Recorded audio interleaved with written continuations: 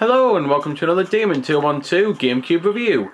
Today I'm going to be taking a look at Wario Ware Inc. Mega Party games, which if you've never played it before, then, well, it's an odd one to say the least. At the start, you've got single player and multiplayer, which multiplayer is 4-player, and it's basically you all play trying to beat each other, and that's pretty much it really.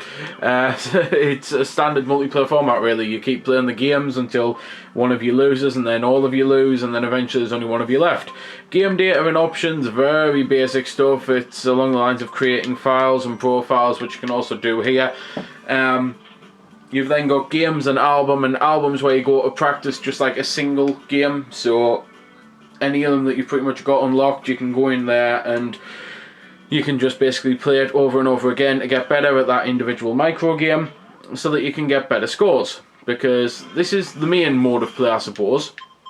And it's basically you choose one of the characters and you get themed mini games, well, micro games to be fair, all the way through it, and the whole point is you've got to beat your high scores, and they get faster and harder, and they all level up, and pretty much every game's got 3 modes to it.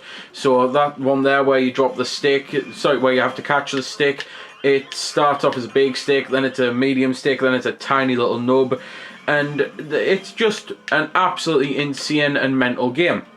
I actually have a very weird relationship with Wario Ware, because when I first heard of it, I honestly thought, who the hell would want to play it? It sounds like the biggest heap of crap I'd ever heard of.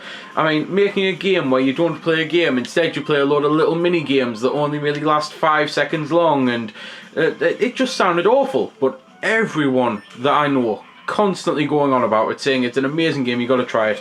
So I bought it for the JBA, and I got beyond hooked on it. It's just one of those things that it seems awful until you actually play it, and then you realise just how much of a genius format it is. I've never played anything like, well, at the time I'd never played anything like it. Now I've played a couple that have tried to mimic it, but they haven't really succeeded, and it's a bit of a shame that they haven't really succeeded, because as much as I love WarioWare doesn't love game systems with touchscreen devices, because on the DS one I would literally play it for 5 hours a day every day until my battery died, and by the end of things, yeah, I had some absolutely amazing high scores, because it's the type of thing that I could put one of the playlists on, or the everything playlist, where you get all of the micro games, not just the themed ones specific to those characters, and I'd have like 100, 200, 300, I'd literally be able to play it for hours without losing a life, because I'd just played it that much. But my actual DS touchscreen was completely shredded, and it's pretty much the only problem I have with WarioWare now, the fact that the Wii U version, when it comes out, has a touchscreen, so I dare not buy it. If there's a 3DS version, it has a touchscreen, so I dare not buy it. So I'm pretty much stuck to just playing the Game Boy Advance one and the GameCube one.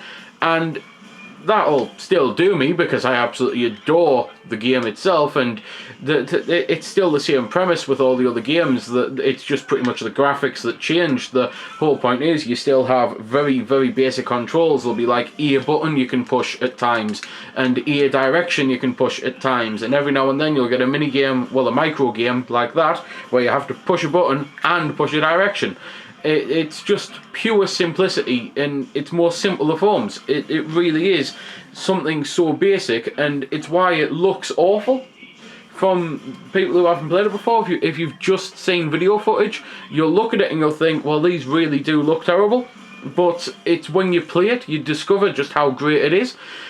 So I would absolutely love to see that I'd be doing a Game & Wario review when it comes out, but the chances are, because it's got a touchscreen capable device, that I probably won't be buying it, because I don't want to shred a gamepad when you can't even buy spare gamepads.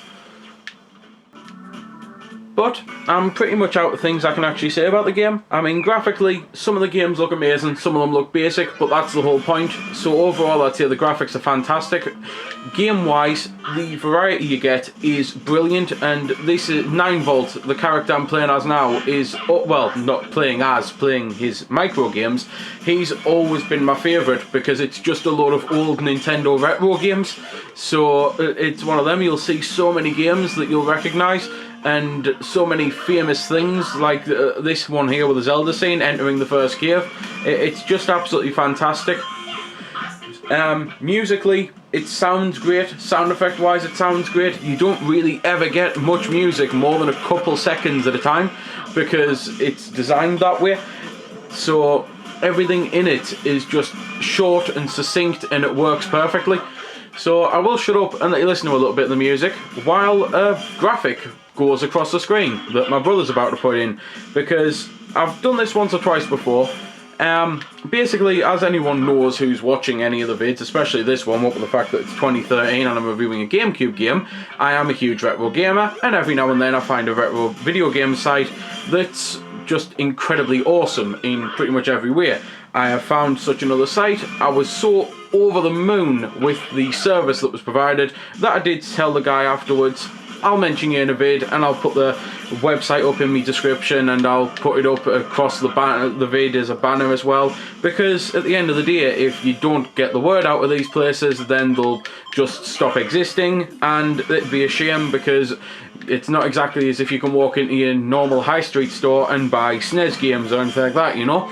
So the site's called Games World, and hopefully the graphic with the actual link to the website will be going across the screen now while I'm basically talking and going to shut up for a bit of the music.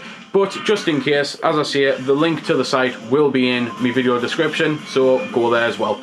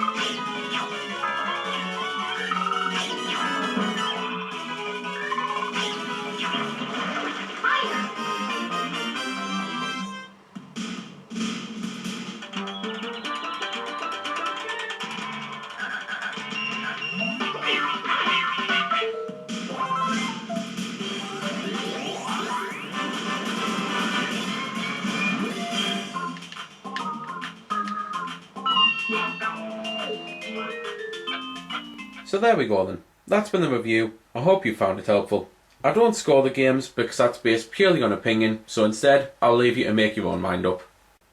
So thanks for watching, and if you've got any questions about the game that I didn't answer in the vid or that hasn't been answered in the comments, then feel free to ask and I'll help if I can. Also, if you did find it helpful, don't forget to check out my channel because there's plenty more like this up there, and don't forget to subscribe because there'll be plenty more to come as well.